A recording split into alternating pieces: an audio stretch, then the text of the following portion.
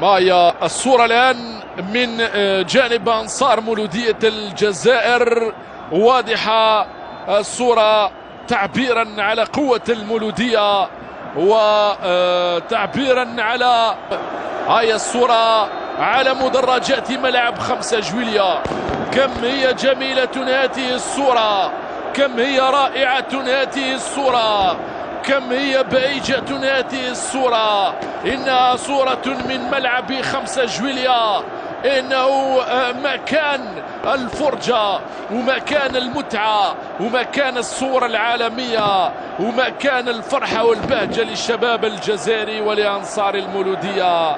في الدقيقة 11 الصورة عاجز عن وصفها، جمالية الصورة تفرض نفسها، والصمت في حضرة الجمال